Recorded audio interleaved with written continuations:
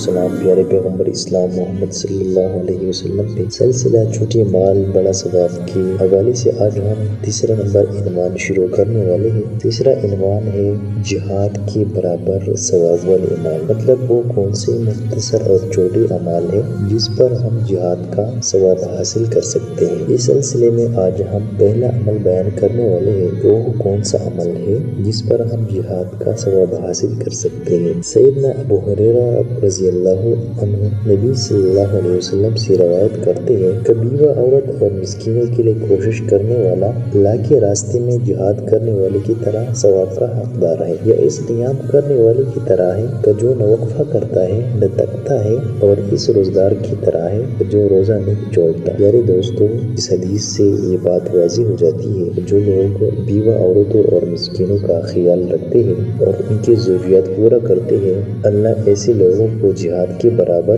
ثواب دیتا ہے۔ تو پیارے دوستو، کوشش کریں کہ اپنے ارد گرد بیوہ عورتوں اور مسکینوں، غریبوں، بےکس لوگوں کی مدد کیا کریں اور ان کی ضروریات پورا کریں۔ انشاءاللہ اس عمل کو ادا کرنے پر اللہ ہمیں جہاد کے برابر ثواب دے گا۔ جزاک اللہ خیرہ، اللہم ارحمنا و ناصرنا۔